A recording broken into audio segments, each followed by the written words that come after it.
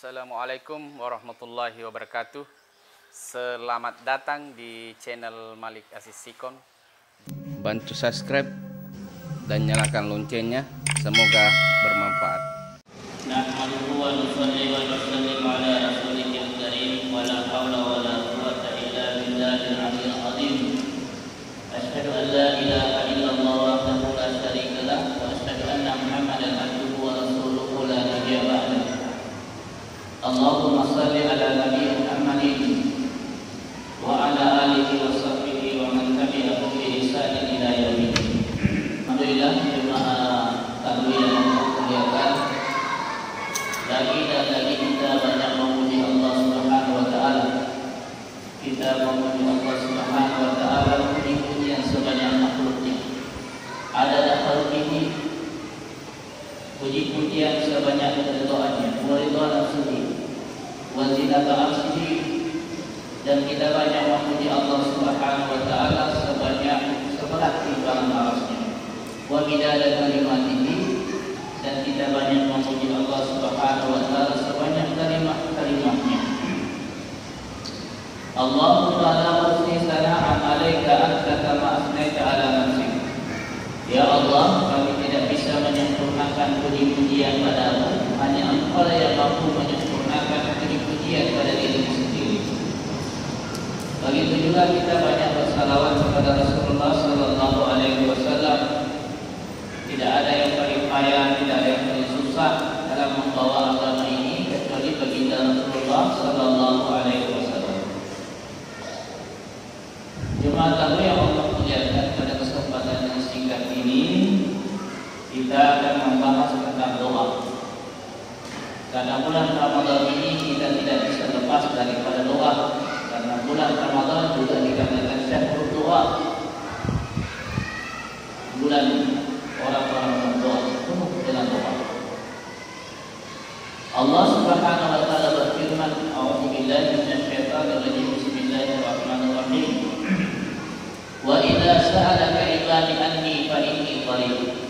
Jika hamba bertanya kepadaku, katakanlah bahwasanya ini aku dekat dengan hamba. Di lain ayat Allah Subhanahu wa taala katakan, "Wa nahnu aqrabu ilaihi min hablil warid." Saya ini lebih dekat daripada urat leher hamba sendiri. Begitu dekatnya Allah Subhanahu wa taala kepada kita. Ujibu da'watad da'i idza da'an. Saya mengijabah doa ada siapa saja yang berdoa kepadaku. Syaratnya kalian sudah diikuti, hendaknya menunaikan seluruh perintahku, waliyu'minu bi, dan sempurnakan imannya padaku. La'allahum yarshudun, semoga mereka mendapat petunjuk. Maka kalau kita paham dari ayat ini bahwasanya doa itu pasti diterima. Kita meyakinkan hati kita, hadirin Allah muliakan, bahwa doa ini pasti diterima. Akan tetapi bagaimana cara Allah Subhanahu wa taala menerima doa itu? Ada 3 cara Allah Subhanahu wa taala menerima doa itu. Ya. Yang pertama, mengijabah langsung apa yang kita minta. Contohnya, tadi suruh kita berhajat kepada hamba. Ya Allah, saya berhajat kepada hamba. Kemudian jam 9 pagi kita buka toko laris. Ya, kita buka bengkelnya banyak yang singgah. Artinya dengan wasilah usaha dagang, Allah Subhanahu wa taala datangkan harta kepada kita. Ini mengijabah langsung dari apa doa yang kita panjatkan. Cara kedua Allah Subhanahu wa taala mengijabah doa kita, yaitu menghindarkan takdir buruk yang menimpa kita sebagai doa kita yang baik. Contohnya begini. Kita berdoa di pagi hari, di subuh hari, ya Allah saya berhajat akan harta. Tetapi jam 9 kita buka toko tidak ada yang laku. Tokonya tidak ada yang tidak akan dibeli. Buka bengkel satu pun tidak ada yang rusak. Sehingga ini katanya doa ini pasti dijawab. Sebenarnya hari itu takdir kita jam 1 siang tidak kecelakaan. Tetapi Allah Subhanahu wa taala hindarkan takdir buruk jam 1 siang ini sebagai tindak ganti doa kita yang baik. Walaupun kita berhajat kepada harta, tapi kita buka toko tidak ada yang laku, buka bengkel tidak ada yang singgah, tetapi takdir kita jam 1 adalah kita kena kecelakaan. Tetapi Allah Subhanahu wa taala hindarkan takdir buruknya jam 1 siang sebagai ganti doa kita yang baik. Ini cara kedua Allah Subhanahu wa taala mengijabah doa kita. Di sini usia produktif ya, banyak masih anak kecil dua. Kemudian yang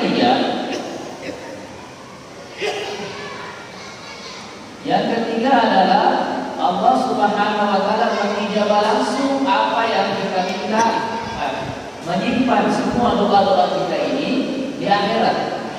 Jadi seluruh doa-doa yang kita panjatkan, kebaikan-kebaikan ya, yang kita panjatkan di dunia ini Allah Subhanahu wa taala simpan di akhirat. Yang Rasulullah sallallahu alaihi wasallam sampaikan, seandainya Allah Subhanahu wa taala perlihatkan hasil doa-doamu yang kamu panjatkan, maka kau minta semuanya dikabulkan di akhirat, tidak minta dikabulkan di dunia. Begitu dahsyatnya doa orang beriman. Ini 3 cara Allah Subhanahu wa taala menerima doa kita. Mengijabah langsung. Kemudian yang kedua, menghindarkan takdir buruk yang menimpa kita sebagai ganti doa kita yang baik. Kemudian yang ketiga adalah Allah Subhanahu wa taala simpan doa itu di akhirat.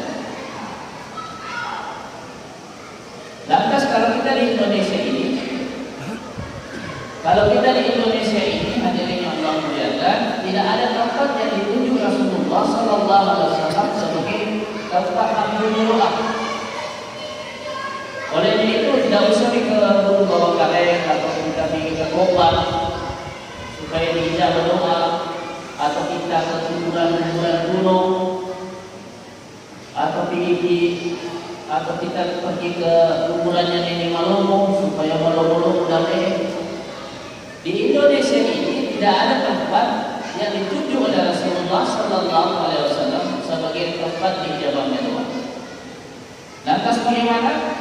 Kalau di Indonesia ini fasilitas yang Allah berikan kepada kita adalah waktu diijabahnya doa. Punya waktu. Ya, kalau tempat nanti di Mekah dan di Madinah. Jadi waktu saja fasilitas yang Allah berikan kepada kita ini di Indonesia ini adalah waktu diijabahnya doa, waktu saja. Yaitu apa? Seperti akhir malam. Waktu diijabahnya doa. Allah Subhanahu wa taala turun ke langit dunia seperti akhir malam mengijabah doa-doa hamba-Nya. Kemudian yang lain adalah selepas sholat fardu, waktu diijabahnya doa. Kemudian saat perang berkecamuk, waktu diijabahnya doa. Sesaat pada hari Jumat. Jadi pada hari Jumat itu ada satu waktu yang kalau kita berdoa, waktu itu makhluk. Ulama katakan antara asar sampai menjelang maghrib, khusus hari Jumat. Kemudian antara azan dan iqamah, waktu diijabahnya doa. Waktu sujud dalam sholat, waktu diijabahnya doa. Tatkala hujan sedang turun, waktu diijabahnya doa. Kemudian pada saat nazak, yaitu saat sakaratul maut. Pada saat sakaratul maut ini waktu diijabahnya doa, dibuka kegaiban.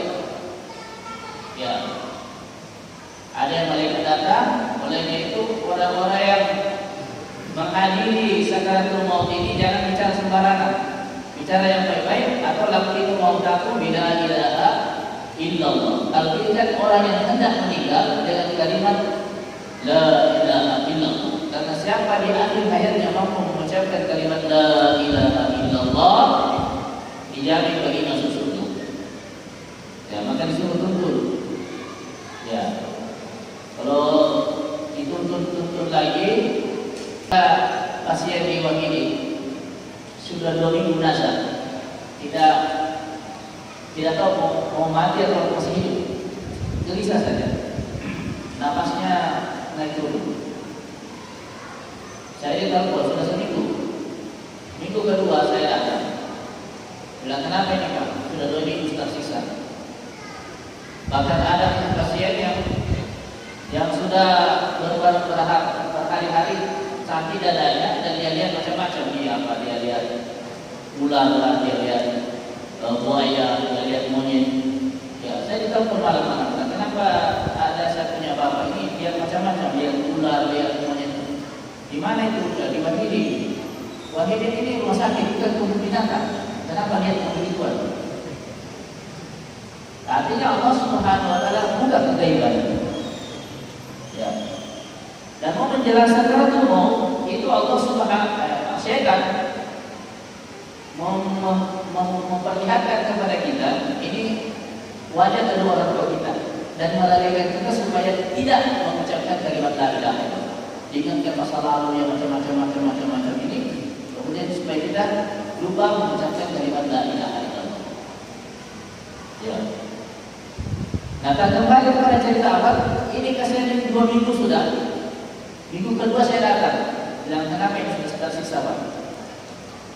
Saya bilang seluruh anak gadisnya atau saudara perempuannya begini Pak. Tahu Pak semua di Jakarta di mana saja? Saya akan kasih hasil.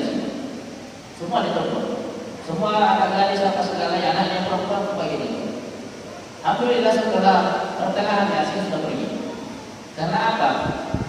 Itu kalau mau nazar itu secara umum ada anak perempuan kita tidak terbuka saja dia punya aurat setelah ini susah ini melepaskan nyawanya, susah untuk melepaskan. Itu dalam kitab Al-Qasas.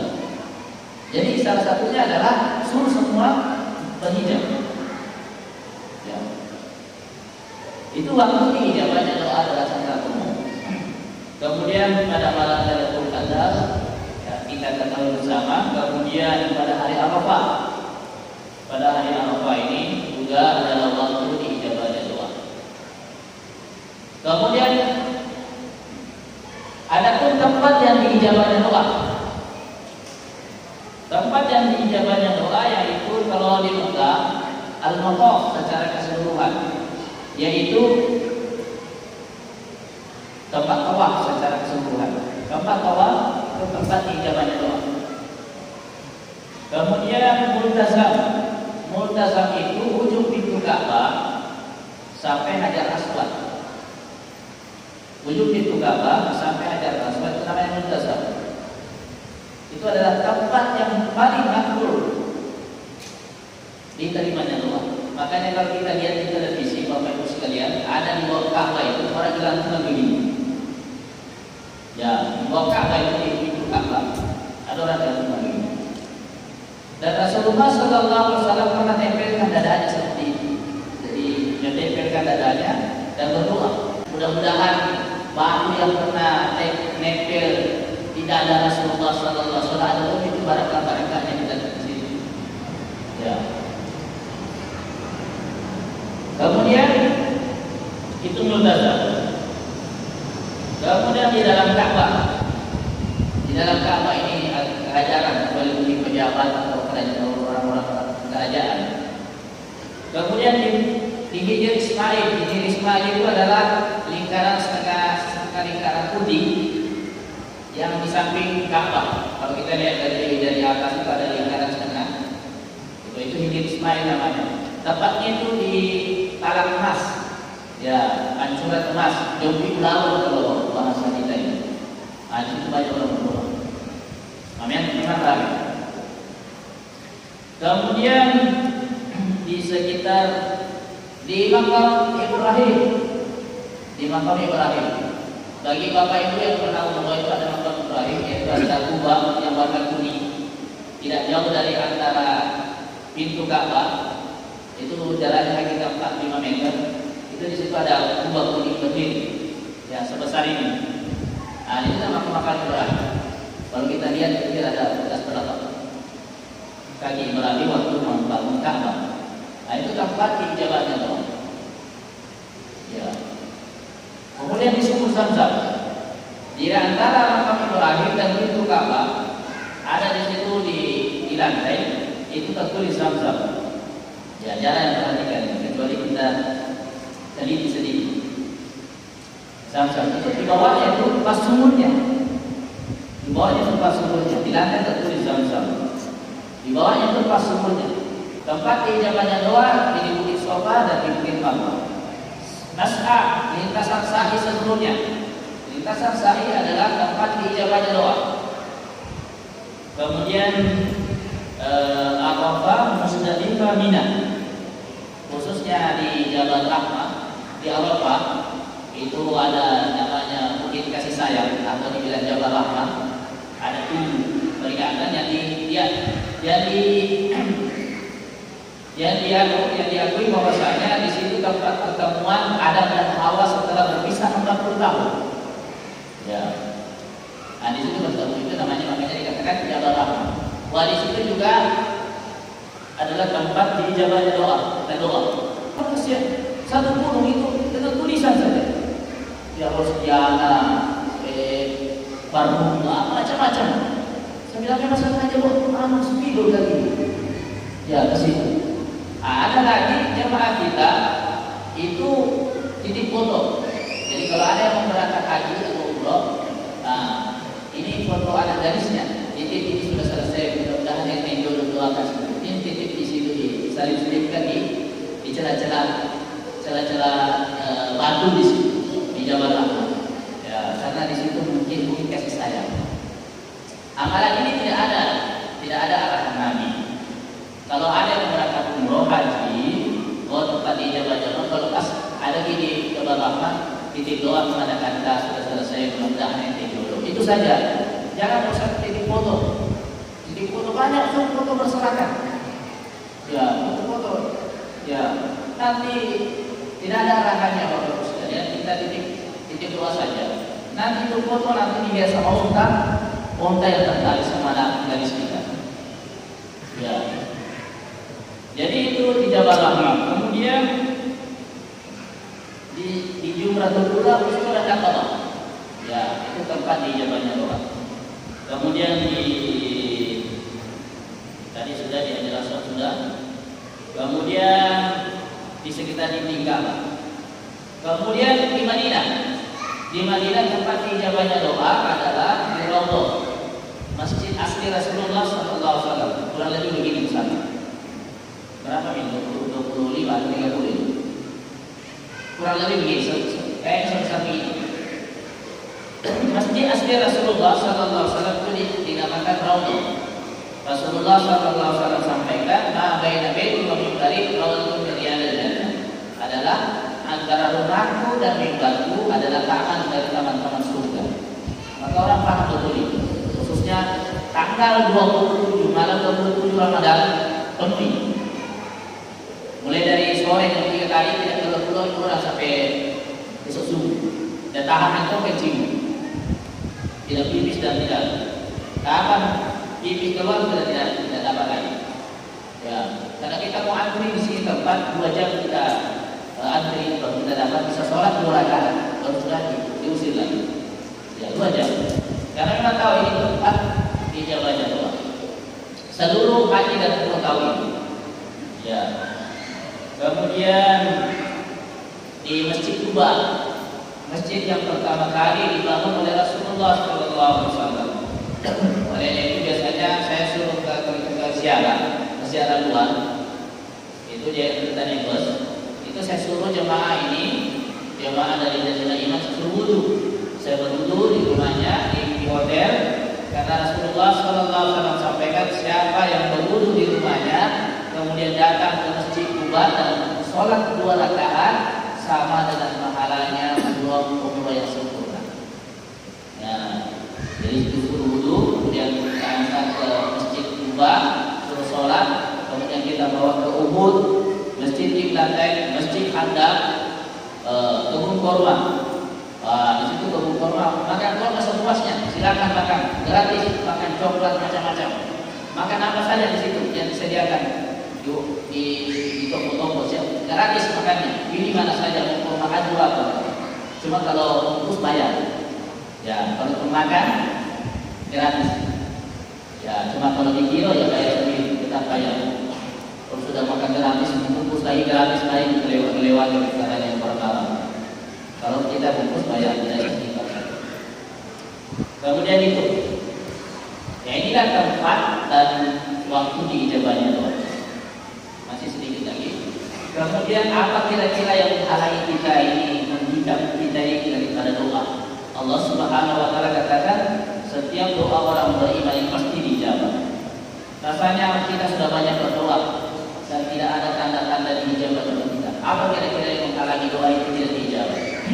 Suatu hari Rasulullah Sallallahu Alaihi Wasallam datang didatangi sahabatnya dan mengatakan, ya Rasulullah, doakan saya supaya saya makbul doanya. Oh, ini permintaannya luar biasa. Sahabat Nabi datang dan minta kepada Nabi, ya Rasulullah, doakan saya supaya saya makbul doa.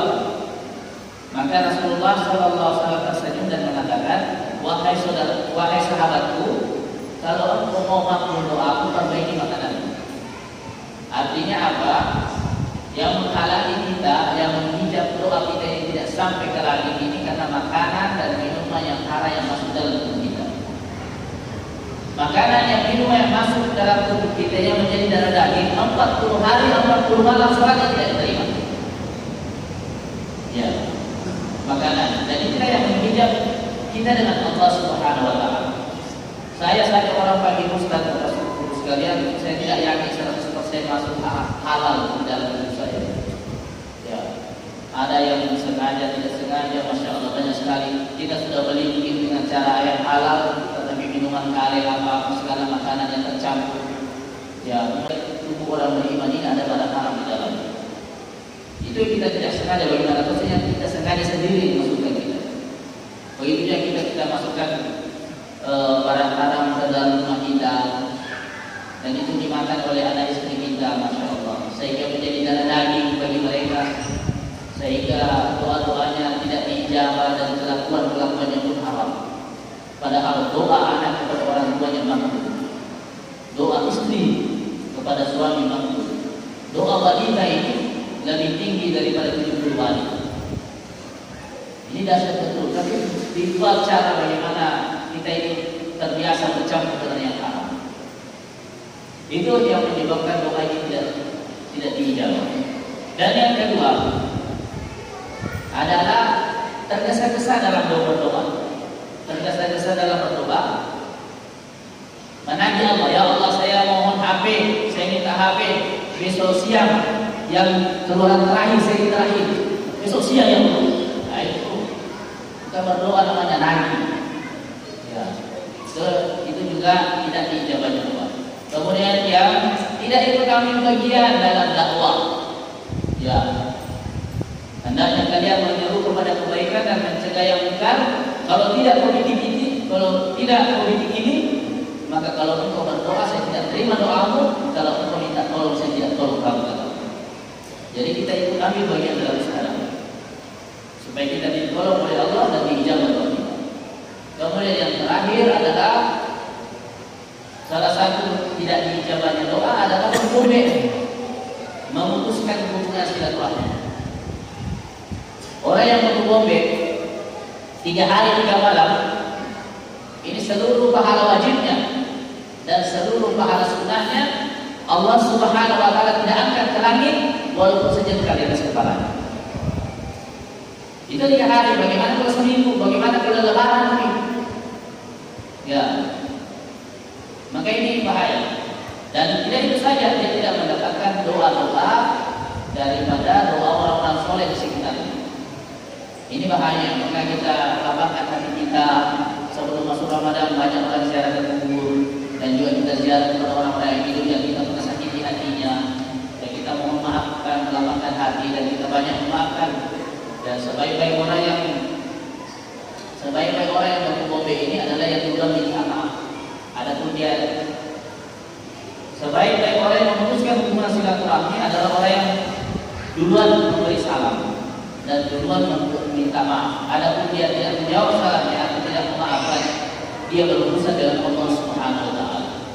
Maka kita sebagai orang beriman melapangkan hati, kita kesombongan ditundukkan, karena hanya dua langkah kita masuk surga.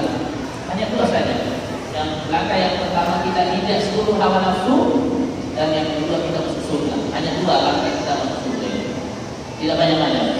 Nah inilah apa dan bagaimana doa itu, dan yang menjawab doa itu, dan sebenarnya masih ada lagi, ada keterangan cuma karena keterbatasan waktu. Insyaallah mudah-mudahan ilmu yang sedikit ini kalau kita amalkan, Allah Subhanahu wa taala berikan ilmu yang lain yang sama-sama bisa kita amalkan bersama. Kurang lebihnya mohon maaf, mari kita sempurnakan dengan doa Iftitah majelis. Subhanakallahumma wa bihamdika asyhadu an la ilaha illa anta astaghfiruka wa atubu ilaik. Assalamualaikum warahmatullahi wabarakatuh.